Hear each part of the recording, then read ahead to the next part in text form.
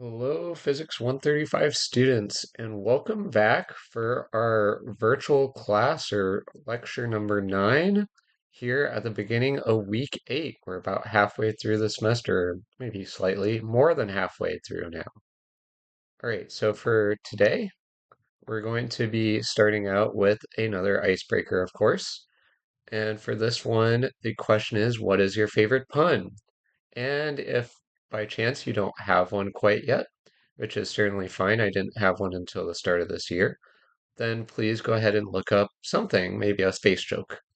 And I'll go ahead and give mine. I've thought of a couple of them as the year has progressed, but so far my favorite is still one of the most basic, which goes, when does the moon stop eating? Well, one way to answer that would be a few days from now. Another way to put it would be when the moon is full. All right, so that's our icebreaker for today. Moving right along to our upcoming deadline. So a reminder, um, I'm going to be posting this ideally tonight, if not tomorrow, that the annotated bibliography is due Sunday, March 1st. Now, this lecture is not really going to be due until Sunday, March 8th, so it might be a little bit too late for you on the annotated bibliography as far as being on time. But better late than never, we have a 20% late penalty, and the semester-long research project is a big component of your grade. So it is kind of important to do this at some point. And then, importantly, exam number 2, which I haven't posted quite yet, but plan to do probably not tonight, maybe tonight, but more likely tomorrow, I guess right after I land in Aspen or so. Um, Exam number 2 is going to be due at the end of week 8, so kind of at the beginning of your spring break, maybe fortunately, maybe unfortunately, but you'll have all week in which you can complete it. And that will include this week's lecture. It's going to cover the first 8 weeks. All right. So without further ado, let's go ahead and discuss what we're going to cover this week. We're going to cover three main topics: the models of an atom, Harvard computers, and abundances of the universe. It's really going to be these first two components which naturally lead into the abundance of the universe. And admittedly, this is going to be a fairly short lecture, I think. Sometimes these go a bit longer than I'm expecting, but I'm expecting that this will be much more of in the range of 30 to 60 minutes compared to more of my typical aim of maybe 60 to 120 minutes. But there will be an open-ended activity, kind of like in our last lecture set. So hopefully you enjoy those open-ended activities. And it does, I think, help to bring this class a little bit back to the frame that I was teaching the first 3 minutes the first time around in person, of kind of being more flipped classroom. Either way, please do let me know what you think. Um, all right, so moving on, we have our first two attention checks and our goals for learning for this first phase. We're going to be talking about the properties of matter, and you will be identifying and addressing first, what is the structure of matter, and then second, how is energy stored in atoms? And closely related to this, admittedly, is about the phases of matter, but I've still trying to kind of adopt the structure of the book or the flow of the book. So we'll talk about phases of matter in the next lecture set. Okay, so first, regarding the structure of matter, the key thing here, as you should have read in the book regarding the development from the Thomson like plum pudding model through to the Rutherford scattering experiment and that model. One little correction, by the way. Last week I mentioned that Max Born was one of the main protagonists of the Copenhagen interpretation. I really meant Niels Bohr there, although admittedly Max Born's results on the statistical nature of the waveform um, did support the Copenhagen interpretation. So not purely incorrect, but not quite who I'd intended to reference. Anyway, back to the structure of matter. So again, as you should have read a little bit about this, but again, the idea is that an atom is small by our standards, right? About 1/10 billionth of a meter. And yet, for that atom itself, it is overwhelmingly empty space. The nucleus is about 100,000 times smaller. So in other words, nucleus is about 10 to the minus 15 meters. In other words, it's not a nanometer, which is 10 to the minus 9. It's not a picometer, which is 10 to the minus 12. It'd be considered on the order of a femtometer, which is 10 to the minus 15. Um, bum, bum, bum. And so regarding the, you know, the implications, this is why for the Rutherford scattering experiment, it was so often the case that the alpha particles shot at gold foil would just go straight through it, like there was nothing there. And only very, very rarely would they deflect off of this, really dense structure, which would cause the alpha particles to basically just ricochet straight back. So again, matter is overwhelmingly empty space, but importantly, there is a negative, distribution of charge. We call it electron. And then there is a tiny positively charged nucleus. And again, more of it next week, we'll break the nucleus down into protons and neutrons. Now, for now, the important thing to keep in mind is that in terms of the structure of the universe and in terms of the composition of materials, there are two key numbers that we use. The atomic number, which is the number of protons in the nucleus, and then the atomic mass, which is just the total number of things. And again, we'll get a little bit more into protons and neutrons next week, but hopefully you all have heard of these things from like high school chemistry class or so. And then aside from atoms, we also have molecules, which are simply made up of two or more atoms. And so there are many molecules that we could talk about, like molecular oxygen, molecular nitrogen. Those two make up about 90% of Earth's atmosphere. There's also, of course, water and carbon dioxide, a variety of molecules that are very, very important for life on Earth that are nevertheless composed of atoms themselves. All right, and then regarding isotopes, so again, uh, we have the atomic number, atomic mass. We can have the same atomic number, but different atomic masses, which mean that the number of protons is the same, but then there must be something else. In other words, a neutral particle called the neutron. Again, we'll get into that a little bit more next time. Now, regarding the other component of an atom, these electrons, typically people think of these as being like perfectly circular orbits. Now, as in the picture a little bit ago, really the electron is more of in a cloud around the atom. But keep in mind that these orbits are really like waves, and this is actually really important. In other words, it means that an electron cannot just it's not in a cloud that is uniformly distributed in terms of its probability, but there are certain probability peaks and certain probability troughs in terms of where one might find this electron. In particular, for a wave pattern, it has to be repeating, so you cannot have one of these like non-repeating patterns, for example, where an electron would kind of overshoot or undershoot its starting place. And particularly, this would happen if the particle was shifted out of phase.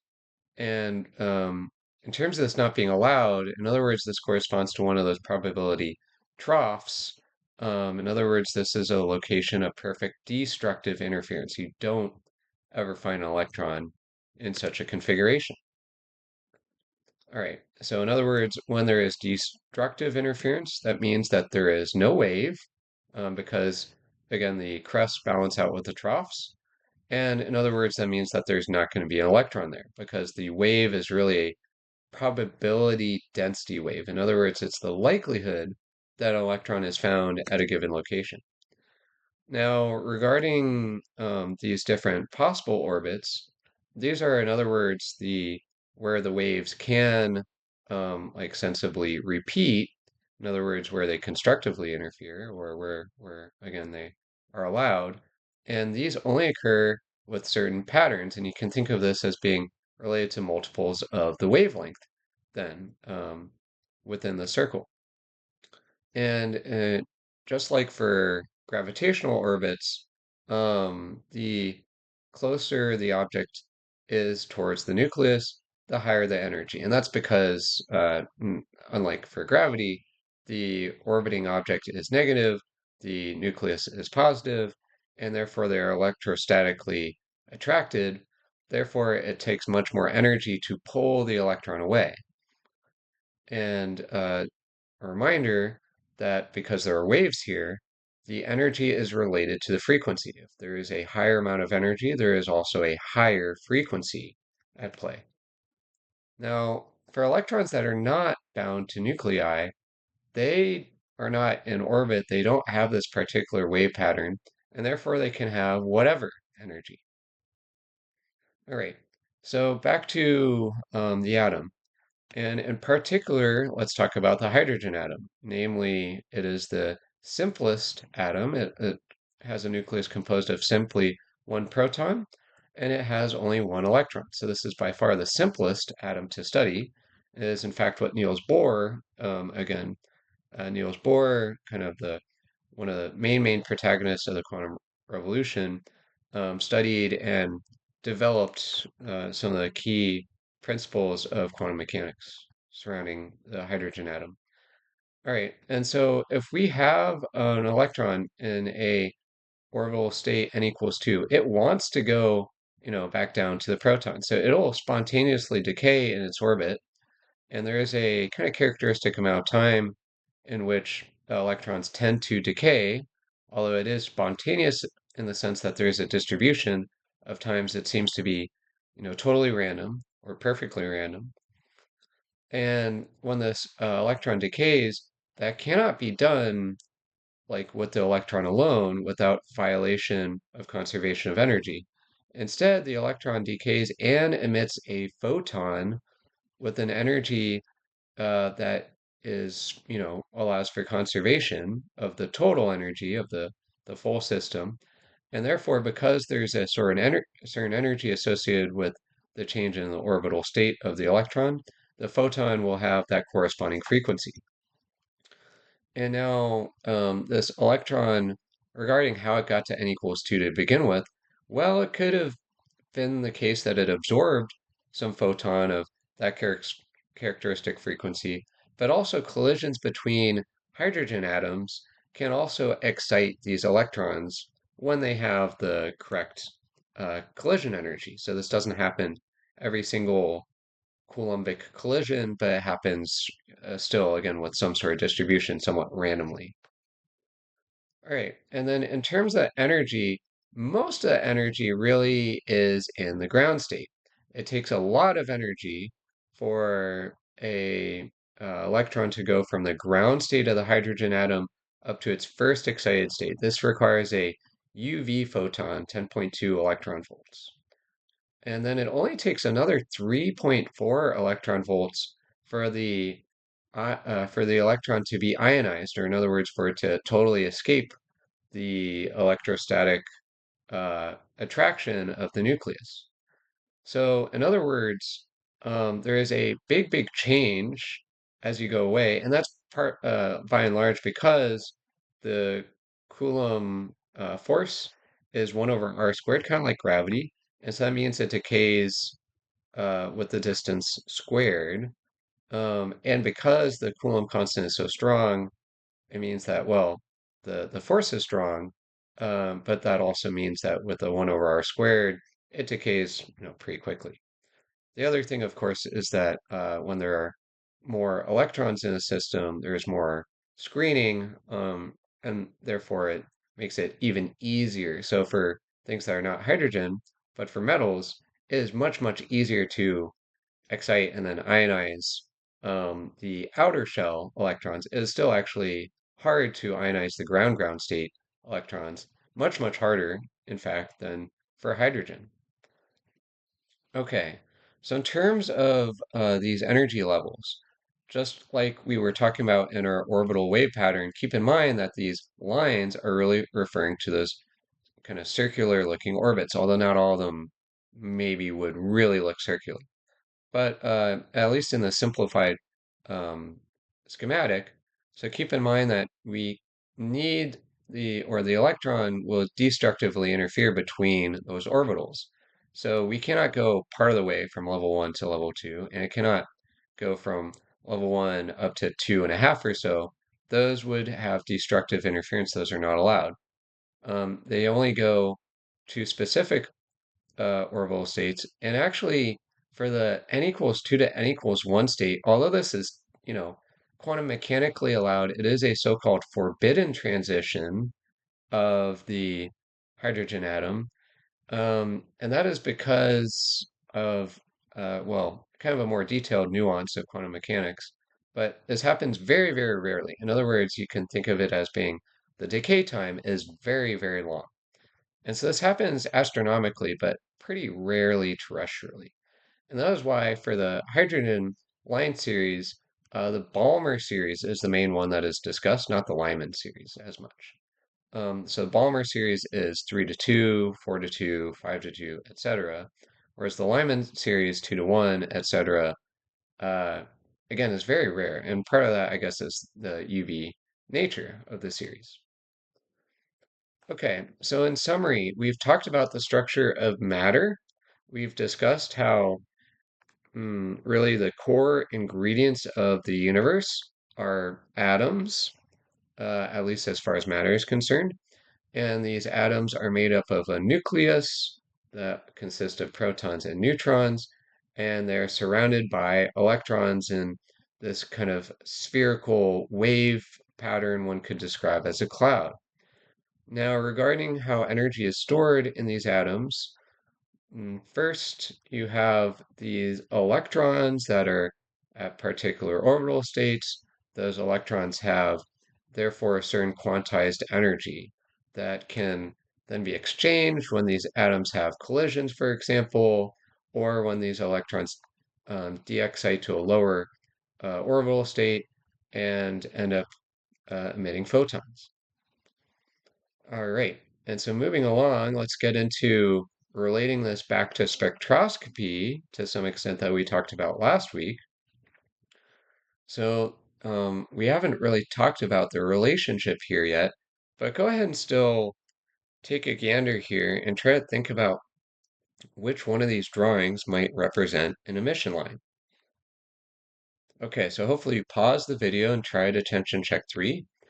So for an emission line, keep in mind that then there is a photon being emitted. So for conservation of energy, that means that the electron must be going down an orbital state. So A is not possible. Again, we cannot have an electron go in between orbital states. C is not possible for the same reason. Electron going down an orbital state, that happens for D. All right. So moving along, we have the exact same diagram, in fact, but we have a different question. This time, the question is which of these diagrams correctly represent the process for an absorption line?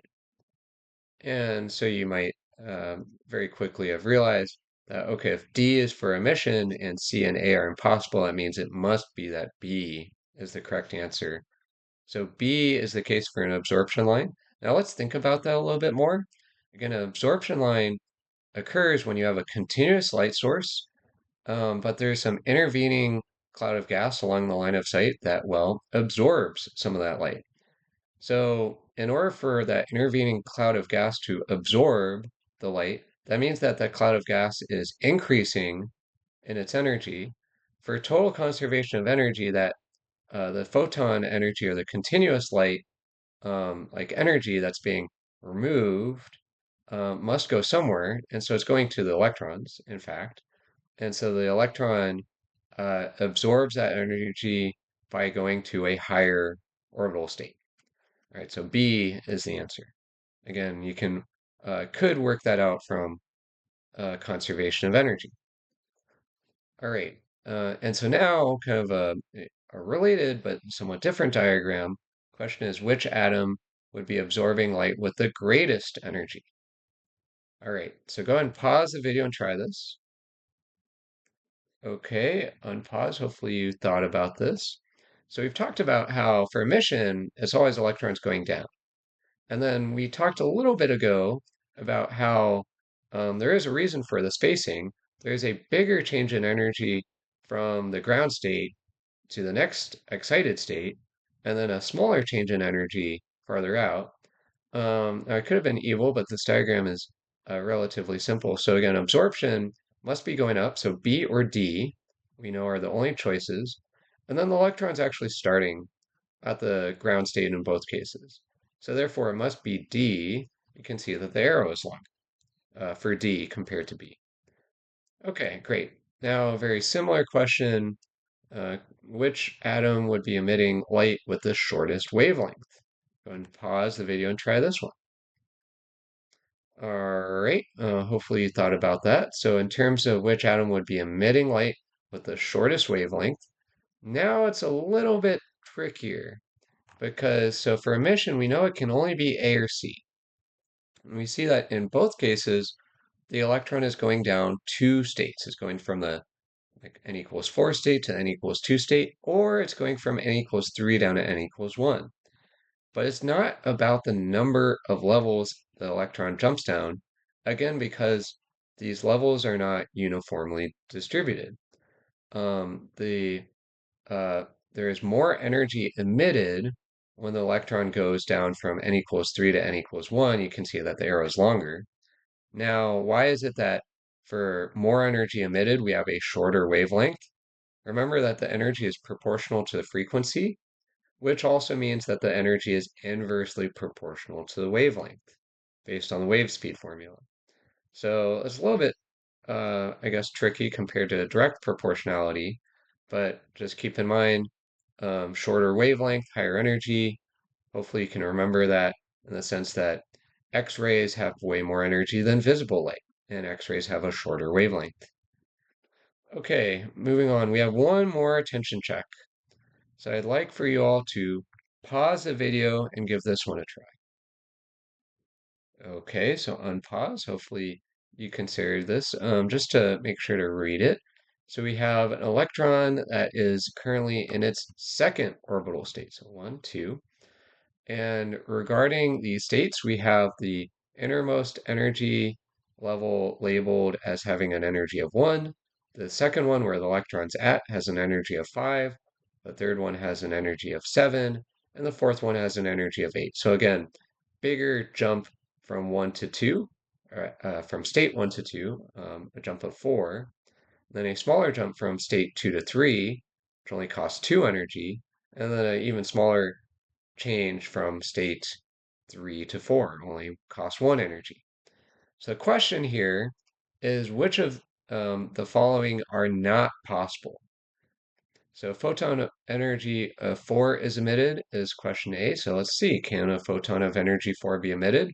Well, emitted means the electron goes down. Electron's currently at state 5. It can only go down to the ground state. And that does mean that there has to be a photon emitted of energy 4. So A is okay. Photon of energy 3 being emitted, well, we just said that the only possible emission is of energy 4. So immediately we know that B is not true. But E is saying that more than one are impossible. So we have to check the rest actually. For C, as well as D, they're both about absorption. C, it says a photon of energy 3 is absorbed. D is whether a photon of energy 2 could be absorbed. Well, again, the electron is currently at a state with the energy of 5. It could be absorbed up to an energy with a state of 7 or 8. And so that costs an energy of 2 or 3. So both of those are possible. So in other words, B is the answer, not E, but B is the answer here. Okay, so moving along. So we are kind of switching gears here, but it is intimately related to what we were just discussing. So regarding pioneers of stellar classification, a little bit of an overview. And I'm very happy, although I skipped this the last 2 weeks, that we will be covering this. Again, I really enjoy the history of astronomy, and we don't have nearly as much time compared to the book. But still, in terms of understanding the origins of the universe and how we came to know about the origins of the universe, really, the Harvard computers, or what some folks at the time phrased Pickering's harem in a somewhat derogatory sense. Um, uh, Again, these scientists, both Pickering as well as many of these women astronomers, played a key role in terms of understanding our place in the universe. So, in addition to Edward Pickering, who was the first director, or well, not the first director of Harvard College Observatory, but was the inaugural director for this women computer program. Williamina Fleming played a key role in terms of starting to do classification by hydrogen lines. We'll talk a little bit more about Williamina Fleming in a moment, but still to start an overview. Annie Jump Cannon was another one of the key figures amongst these early women astronomers who classified the stars not just using hydrogen lines, but by many different lines, and ended up kind of settling a dispute between Williamina Fleming and another one of these women astronomers by saying, let's just order these spectral lines of this, in other words, these lines of the stars um, via the hydrogen series. And then Cecilia Payne-Gaposchkin, who is also a very important figure, we'll be talking about her towards the end of this kind of session. Cecilia Payne-Gaposchkin was the first to associate the spectral type of stars to their ionization level and temperature. So you'll learn quite a bit more about really why this is so important in stars and galaxies, but nevertheless, in terms of this class, Cecilia Payne-Gaposchkin played a really important role. And then Henrietta Swan Leavitt immediately played the most important role of Pickering's computers. But we will talk about Henrietta Swan Leavitt a little bit later to make sure that that's well aligned and not too big of a bomb drop. Um, and Henrietta Swan Leavitt is really probably the most famous of these computers today, at least amongst astronomy circles. Although a lot of these women played important roles and are becoming increasingly well known in the field. All right, so first, in terms of how this all came about, it actually didn't start with Pickering. In 1872, Henry Draper, who was originally a medical doctor and just did astronomy for fun, he started to take photographs of the night sky. And Henry Draper was not necessarily the first person to take photographs of the night sky, but he was perhaps the most prolific, especially at that time. And unfortunately, Henry Draper passed away quite young at the age of 45. And this ultimately led to Pickering, through Henry Draper's widow, passing on the data. So Pickering acquired Henry Draper's um, admittedly like impressive or cohesive, but still incomplete photographic catalog of the stars. And through Henry Draper's widow, Mary Anna Draper, hmm, the Mary Anna Draper set up an endowment or a memorial fund to try and make sure that Henry Draper's retirement work, which um, I guess he retired quite young, which spanned over the course of, I want to say, more than 10 years, would still come to fruition and completion. So for Edward Charles Pickering, in contrast to Henry Draper, who got into astronomy a bit later, Edward Charles Pickering was really a lifelong astronomer. He built his first telescope at age 12, and he had a brother, actually, who is also an important physicist and astronomer, or important in their day, we should say. Pickering is really most historically known now for the Harvard computer. So moving forward, I'll just say Pickering instead of Edward Charles Pickering, although technically there were two brothers that both were astronomers back then. So Pickering was the director of the Harvard College Observatory for about 40 years. He died actually while still in office. Um, and he was the third who carried on that tradition of dying in office. Kind of fun fact. Now, after Henry Draper passed away, Pickering was, I guess, good friends of Henry Draper, or at the very least somehow became acquainted with Mariana Draper.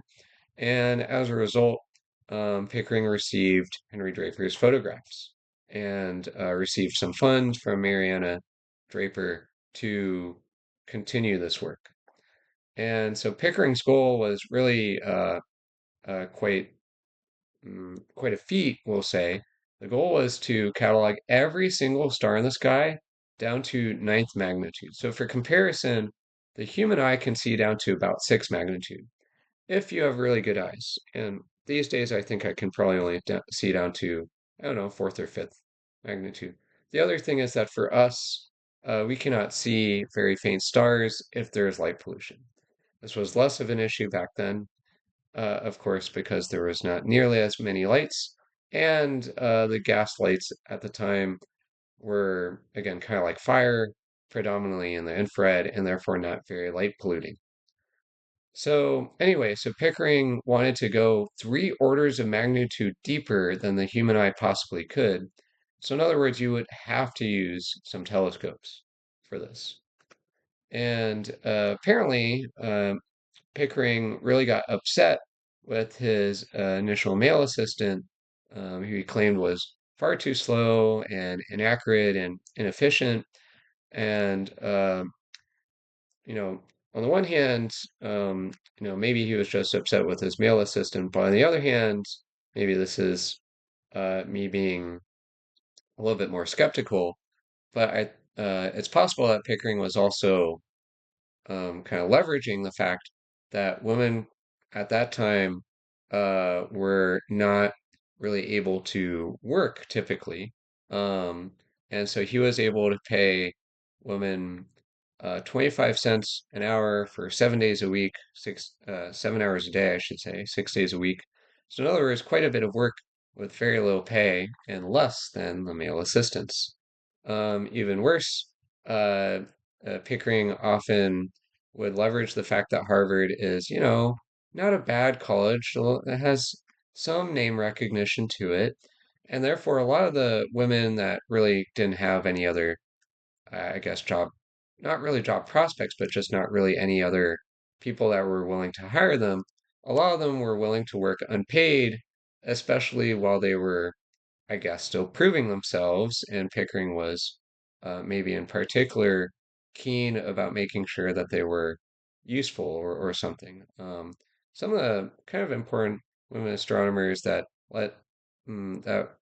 did a significant, although not predominant, amount of work would work for a few months and then end up getting married and stop working. And so maybe this was another argument that Pickering would give, but not, I think, a very nice thing, especially regarding, how we construe how work should be rewarded and incentivized today. Now, nevertheless, in his time, I should stress that Pickering was regarded as being maybe not a saint, but still treating women much better. And keep in mind that he was really the first one to allow women to perform this sort of work. So in some ways that was supportive. Although, you know, regarding the lens of today, Pickering is conceived rather controversially. Now, moving on to some of the really important astronomers here. Uh, William Anna Fleming was one of these key Harvard astronomers. Now, she has a kind of interesting backstory. At age 1878, or excuse me, at age 21, in the year of 1878, her and her husband emigrated from Scotland to Boston, Massachusetts, along with their young son. And I guess immediately after emigrating, her husband ditched her and their son, unfortunately, and therefore she began work as a maid of Pickering. So, in some ways, a good thing in hindsight, although pretty terrible situation to be in, if you can imagine that sort of thing. Um, about a year later, she began part-time work at the observatory. Apparently, Pickering's wife thought that William Fleming was too intellectual, too bright to do the work simply of a maid. But maybe this is also related to, again, Pickering's um, kind of outrage about just how inefficient the male assistants were. Now, remember that Pickering started as director of the Harvard College Observatory in 1877. So it was only about a year later that Williamina Fleming uh, started working as a maid for him. And then very shortly thereafter, within a year or so, that she started working at the observatory.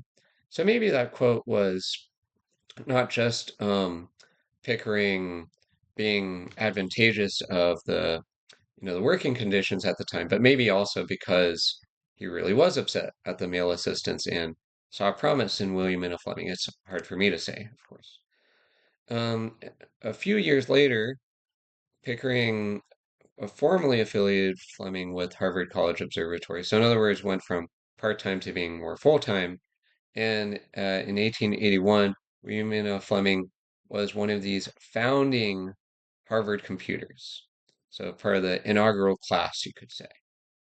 And William Fleming played an important role. She was put in charge of completing the Henry Draper catalog while Pickering worked on a number of other things. So we're not talking about it in this class, really, but Pickering was also involved in cataloging Nova.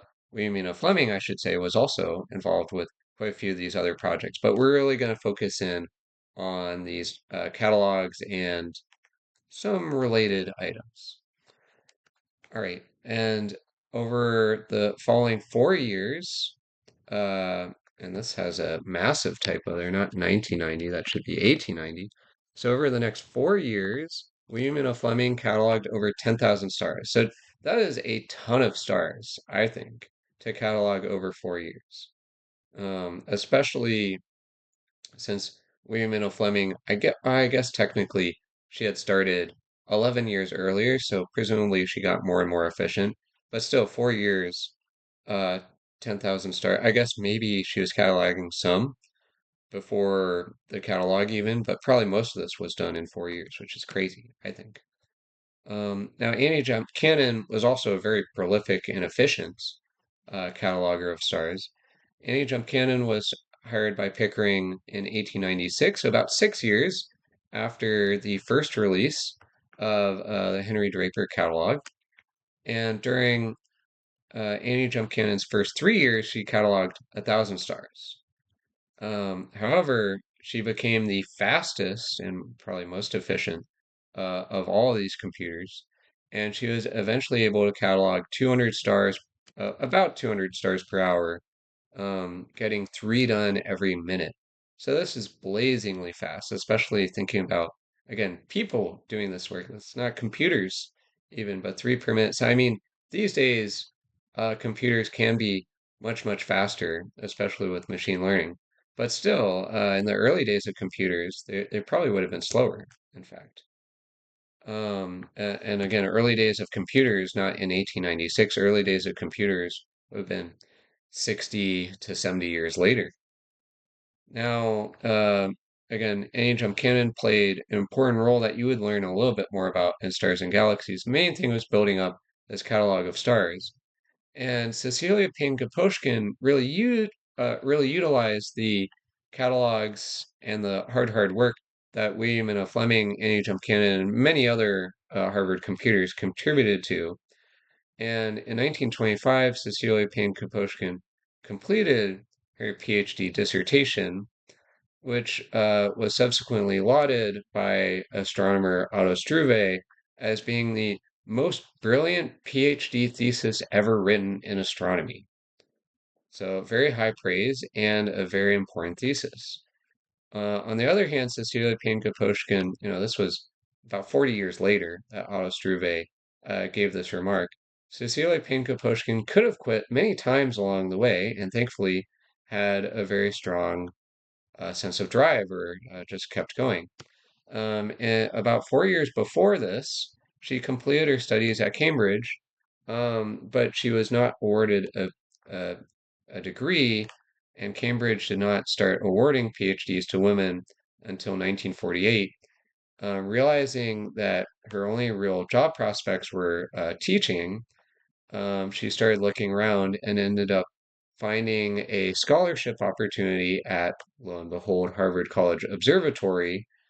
And she was only the second uh, person to be awarded this scholarship.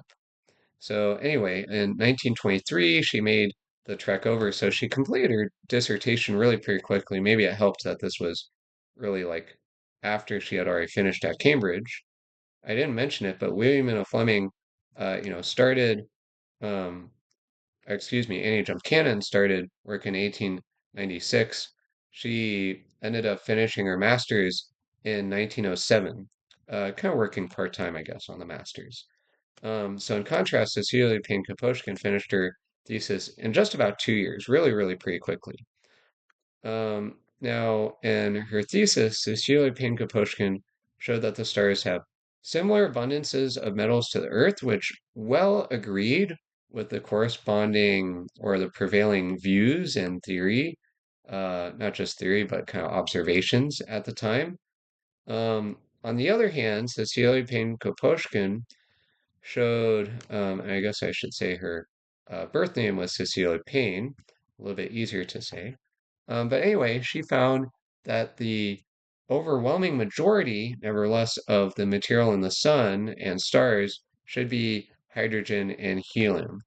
And this was thought to be, this was rejected by astronomers at the time. In particular, Henry Norris Russell, who is one of the preeminent astronomers and responsible for the so-called HR diagram, which you all would learn about if you take stars and galaxies, or some of you have already learned about, admittedly. Henry Norris Russell said that, oh, your results must be wrong. Russell was part of the mm, establishment, if you will, that claimed that the abundances of the stars should be the same as the Earth. He had a science paper in 1914 that discussed this. And so Russell was one of the reviewers of her thesis. So Cecilia Payne-Gaposchkin needed Russell to sign off in order for her to get a PhD. And so while Cecilia Payne-Gaposchkin didn't retract her work, she still included all the data which very clearly pointed towards hydrogen and helium being dominant.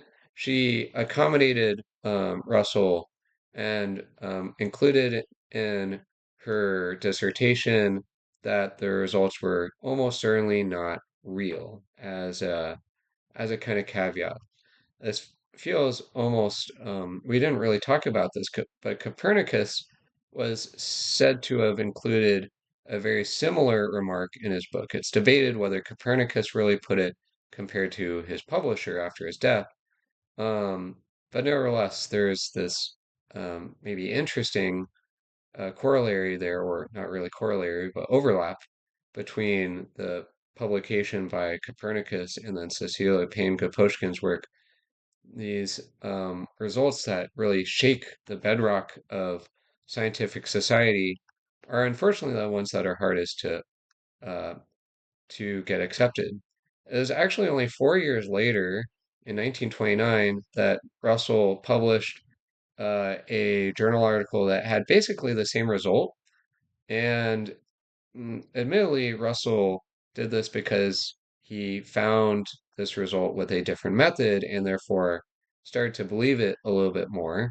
And to be fair, Russell did cite Cecilia Payne-Gaposchkin's thesis.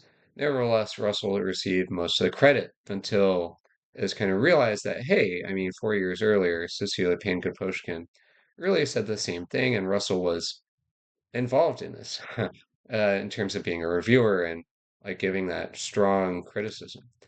Nevertheless, Cecilia Payne-Gaposchkin was awarded, a few years later in 1934, the Annie Jump Cannon Award in Astronomy, which, well, again, we've seen this name. And then rather much later, Cecilia Payne-Gaposchkin was awarded the 1976 Henry Norris Russell Prize of the American Astronomical Society for her work.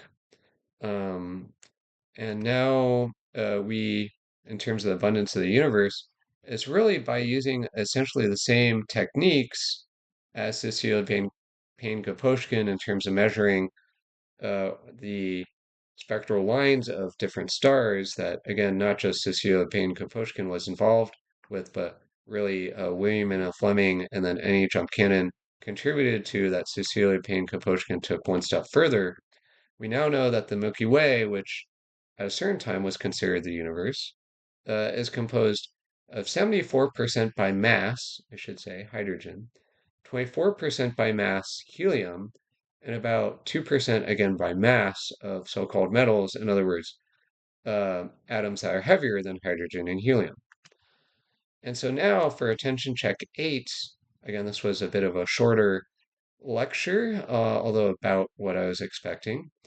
Your goal is to spend anywhere from 30 to 90 minutes. It's up to you to some extent, but because this is a shorter lecture, maybe you spent, do include your pause times from the earlier attention checks, and do make sure you take a little break maybe before you start this activity. But kind of similar to last week, the idea is to kind of flip the classroom around and let you dig deeper.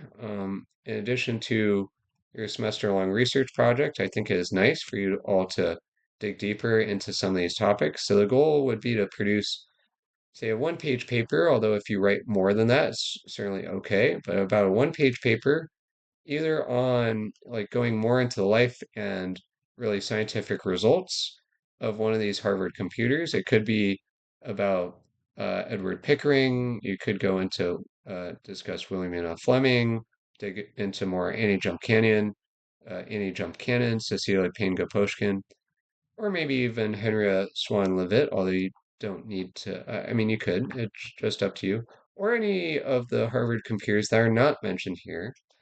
Uh, Option kind of B, if you will, is to dig into the Great Debate, which was the other main historical thing I wanted to cover. The book did a great job of it, though, and I think that I mean, maybe I'll cover it next time, but I think we'll probably just continue along. One kind of interesting or important note about the Great Debate, which was between two astronomers, Curtis and Shapley, or Heber Curtis and Harlow Shapley, note that the successor to Pickering as being director of the Harvard College Observatory was in fact Harlow Shapley. He was hired shortly after the Great Debate concluded in 1920 or 1921, and Harlow Shapley was responsible for hiring Cecilia Payne-Gaposchkin. So, in other words, these two things are not disparate, but they are in fact historically related. Okay, so I hope that you all enjoy your exploratory activity. That's all for today. I'll be posting the quiz ideally shortly after I post this lecture, but maybe it'll be tomorrow, as well as the your exam number 2 fairly soon. So I hope that you all enjoy, and until next time, bye bye.